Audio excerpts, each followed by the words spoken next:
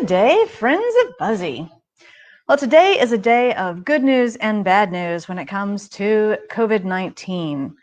First, let's start with the very obvious bad news. As of right this second, we've got 9,990,620 cases, almost 10 million cases. And you can kind of see your peak 1, peak 2, peak 3. So that's the bad news.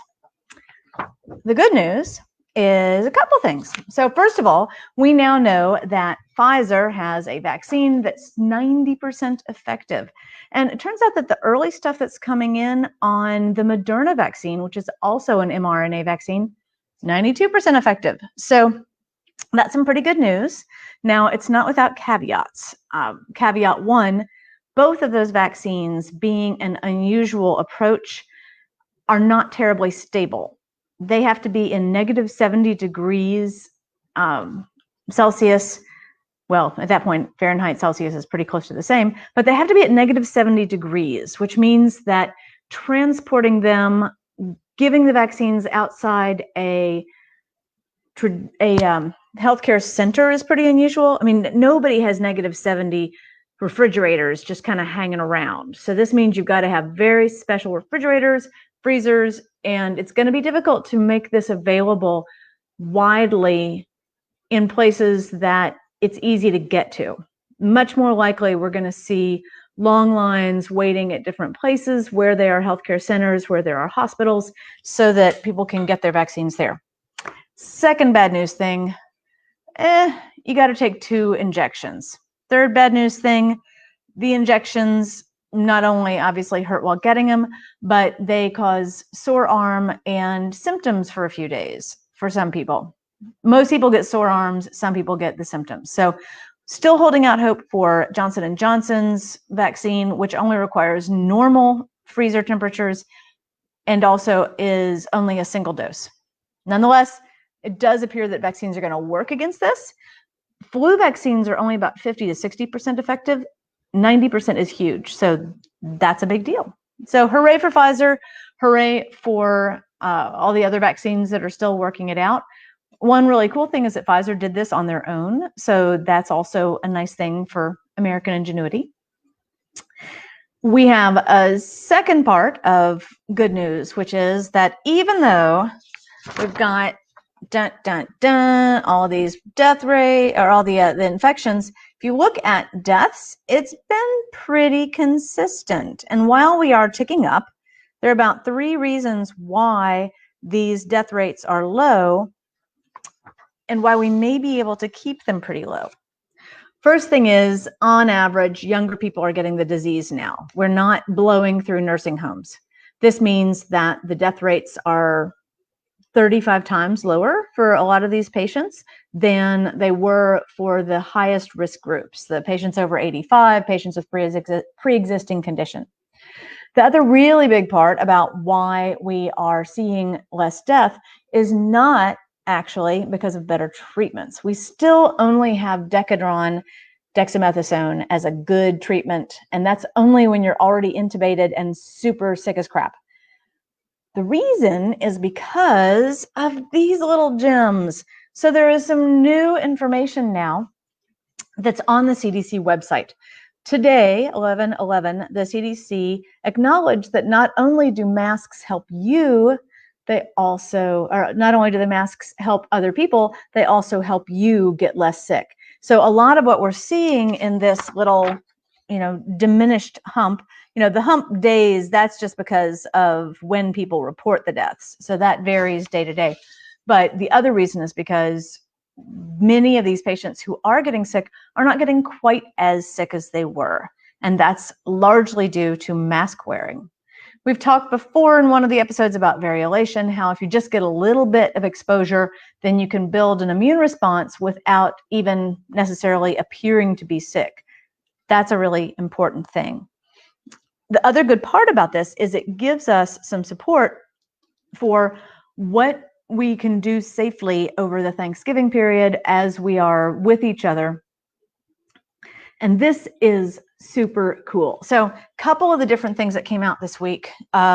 were about treatments. I'm going to get to the super cool what we do about Thanksgiving thing. But the third reason that people talk about that maybe the death rate is not so high is because of better treatments. Again, all we really have is Decadron.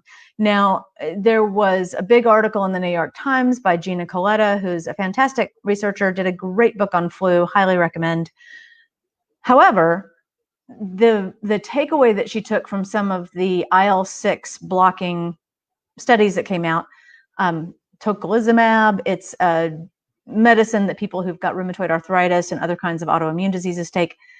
The conclusion that article drew is probably not what's really going on.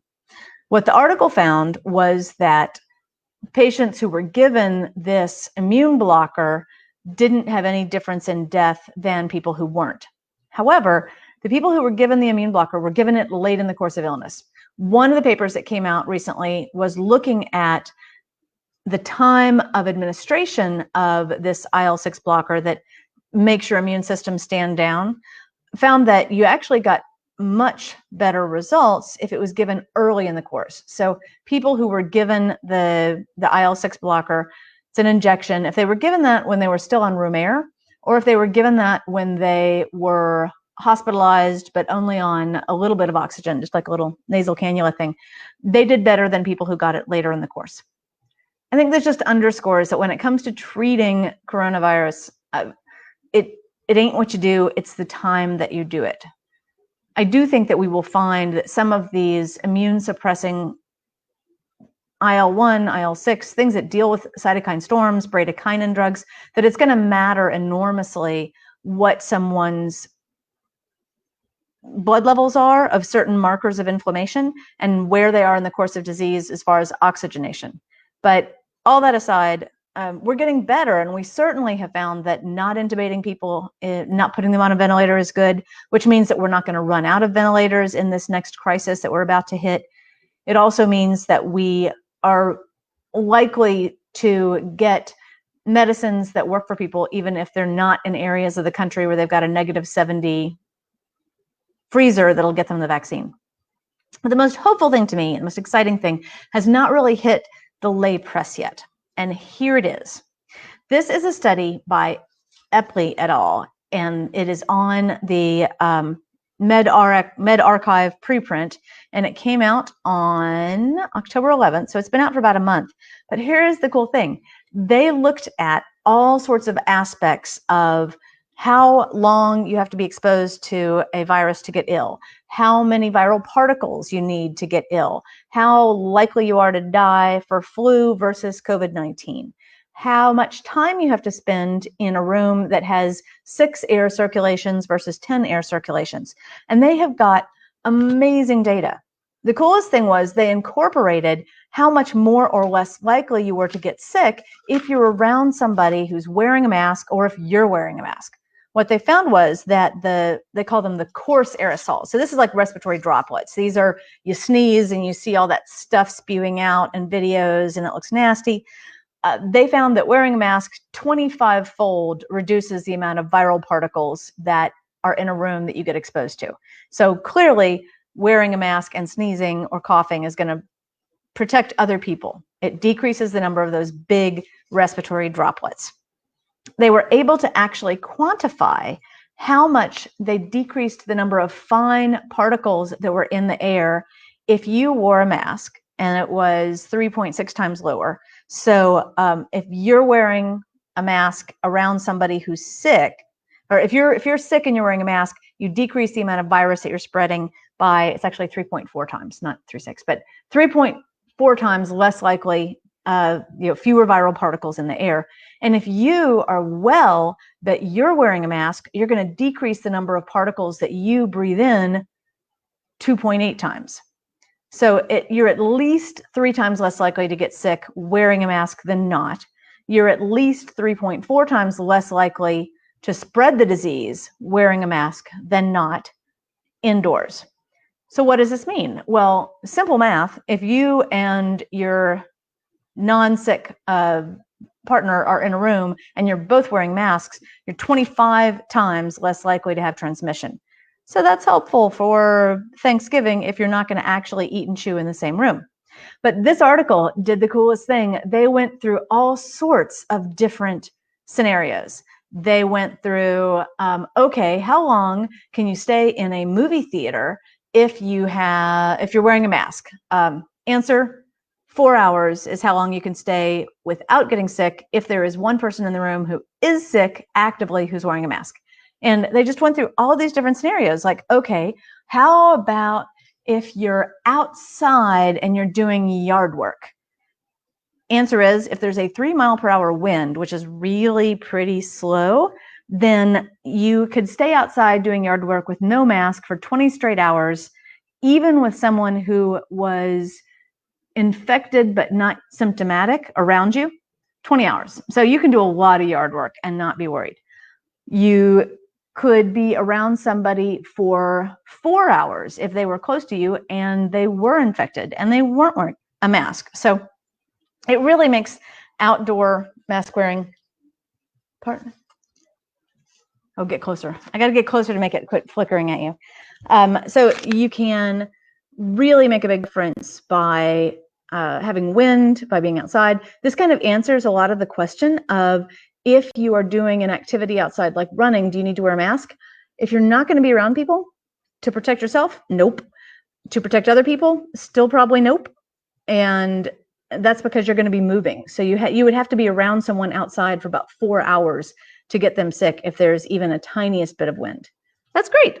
So all of these different things, it's still in medRxiv, it's pre-press, it's not yet done, but it's astounding just the number of different options. And they go hard. Like, okay, a person wearing a mask doing light work near a COVID-19 hospital patient wearing a surgical mask in a 6 air circulations per hour room may encounter enough exposure to develop a minor illness in 49 minutes, but would not likely develop mild illness in that environment for over 8 hours. So they looked at minor illness, mild, and severe. I mean, this is pretty great. What we do know is that being around other people indoors is bad, and you should wear a mask if you do it. But to know that there are different scenarios and that there's actually a way to calculate it, I think is going to help us get more control on how we spread this disease and how we knock it out. All right, I have got all of those things together. So just to summarize, the Pfizer vaccine and the other Moderna vaccine, very effective. Likely you're going to need to travel to get it. Likely you're going to need to get it twice, but we do have a way to stop people from getting COVID-19. So, woo, good news there. Second thing, masks protect me and they protect you. And we've got the CDC guidelines to fall back on. So finally, 7 months into this, we've got support from our highest healthcare organization in the land that, yes, masks are a big deal. We should do them. And we have a really good chance at being able to quantify exactly what is risky and what isn't as we come into the period of the year when we're not going to be able to be outside so much. Please check out the other videos if you want to know more about variolation, or if you want to know more about mask wearing or how to DIY mask wear.